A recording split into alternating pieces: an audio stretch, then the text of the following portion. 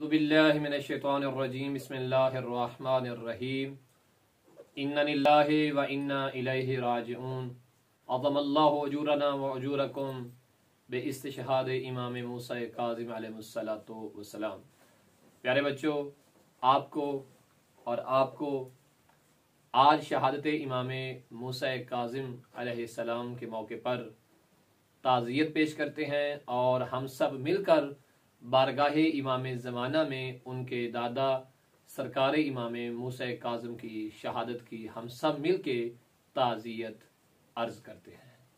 आज हम अपने प्यारे बच्चों को बताएंगे कि इमाम मूसा काज़िम अलैहिस्सलातु वस्सलाम के कातिल का नाम क्या है। तो प्यारे बच्चों, इमाम मूसा काज़िम अलैहिस्सलातु वस्सलाम के कातिल का नाम है हारून रशीद। क्या नाम है? हारून रशीद।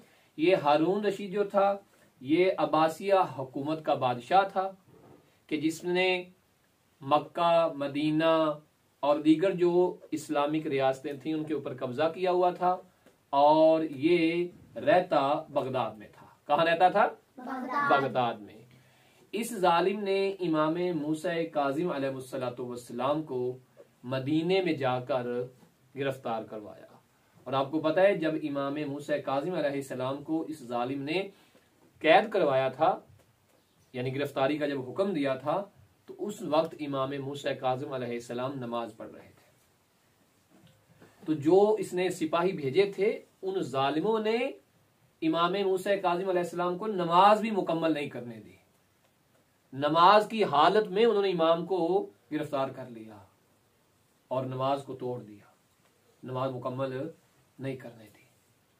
अब जब इन्होंने इमाम को नमाज ना पढ़ने दी तो आप रोने लग गए इमाम मूसा काज़िम और अपने नाना रसूल खुदा की कब्र की तरफ देखकर पता क्या कहा, या रसूल अल्लाह, मैं इस उम्मत का आपकी बारगाह में शिकवा करता हूँ। क्या करता हूँ?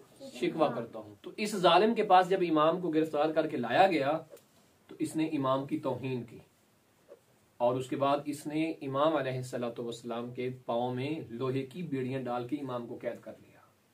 फिर मदीना से इस जालिम ने इमाम अलैहिस्सलातु वस्सलाम को बसरा भेजा। बसरा के अंदर कैद खाने में इमाम को कैद कर दिया गया। फिर इमाम अलैहिस्सलातु वस्सलाम 1 साल तक बसरा में कैद रहे। फिर उसके बाद इमाम अलैहिस्सलाम को बसरा से बगदाद बुला लिया और फिर बगदाद में इमाम को कैद किया गया। जो बगदाद में कैद खाना था उसमें इमाम मूसा काज़िम अलैहिस्सलातु वस्सलाम 4 साल या एक रिवायत के मुताबिक 10 साल उस कैद खाने में इमाम कैद रहे। और ये कैद खाने जो थे ये जमीन के नीचे बने हुए थे, यानी जमीन को खोद कर उसके नीचे। फिर उसके बाद तीसरे कैद खाने में इमाम को कैद किया गया।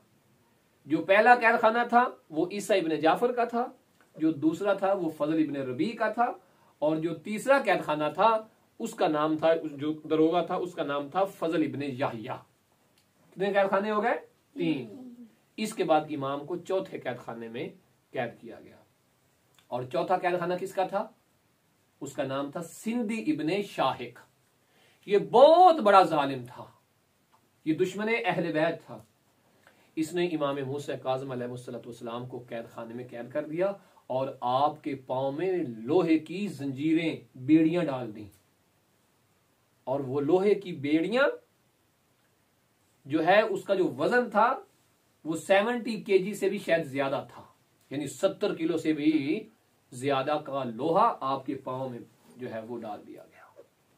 और ये कमीना जिसका नाम था सिंदी इब्ने शाहिक, ये हर रोज इमाम की पुश्त के ऊपर ना कोड़े और ताजियाने मारता, आपकी पुश्त को लहू लुहान कर देता।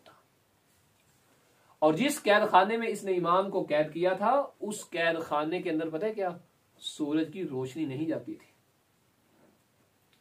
उस कैद खाने में हवा भी बिल्कुल नहीं थी, वहां रोशनी थी नहीं, वो जमीन के इतना नीचे था और वहां पे ये जालिम इमाम को कोड़े मारते, इमाम पे जुल्म करते।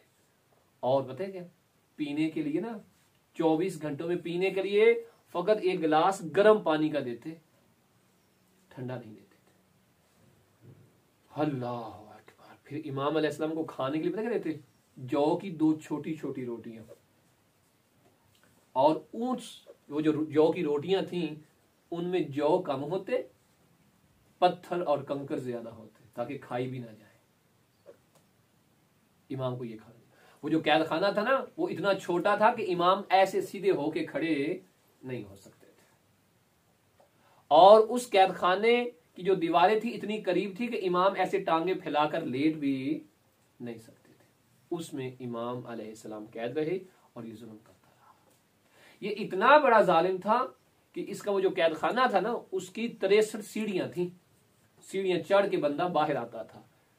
एक दफा इमाम अलैहिस्सलाम का दिल किया कि मैं जो है वो बाहर की थोड़ी सी हवा ताजा ले लूं। इमाम इतना लोहा पहना हुआ था, बड़ी मुश्किल से आप सीढ़ियां चढ़ के ऊपर आए।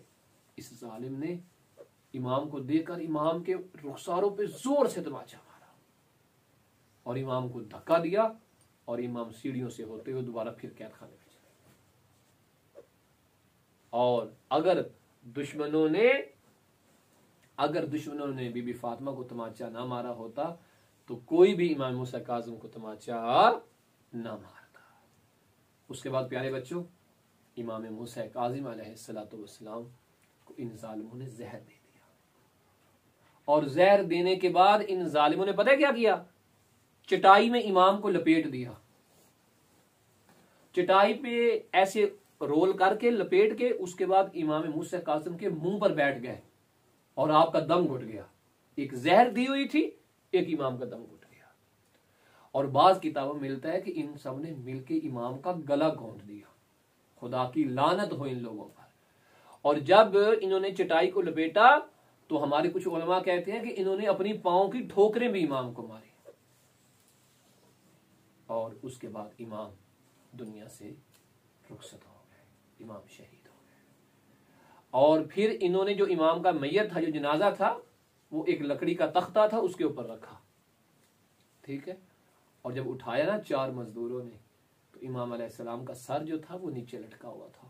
और ये लोगों को पता क्या कह रहे थे? ये देखो शियों का इमाम, ये देखो शियों का इमाम मर गया। इस तरह की ये तौहीन कर रहे थे इमाम के जनाजे की। और इमाम के जनाजे को इन्होंने पुले बगदाद पे रख दिया। क्या रख दिया? पुले बगदाद पे। लावारसों की तरह हमारे इमाम का जनाजा पड़ा रहा। हमारे इमाम को 3 दिन तक दफन नहीं किया गया, और आपको इसी हालत में इन जालिमों ने रखा और आपके ऊपर जुल्म सितम, हत्ता कि वो जो लोहे की बेड़ियां थी वो भी इन जालिमों ने उतारी नहीं थी। आपको पता है इमाम का जुर्म क्या था? इमाम का कसूर क्या था? इमाम का जुर्म यह था कि आपके दादा का नाम अली था और ये लोग मौला अली से दुश्मनी करते थे। आपके नाना का नाम रसूल खुदा था और आपकी दादी का नाम बीबी फातिमा ज़हरा था। ये लोग बीबी फातिमा और मौला अली के बुग़्ज़ में जल चुके थे। इन्होंने कहा हमने फातिमा और अली से अभी इंतकाम कम लिया है, उनकी औलाद से इंतकाम ज्यादा लेते हैं। तो बच्चों, ये थी दास्तान शहादत इमाम मूसा काज़िम अलैहिस्सलाम। आपने अपने फ्रेंड्स को इमाम की शहादत की ये स्टोरी, ये दास्तान जरूर सुनाइए।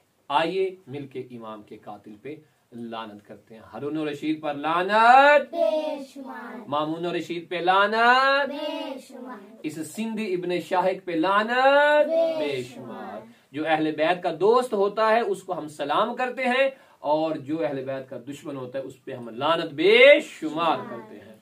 लानतुल्लाह अला कौम।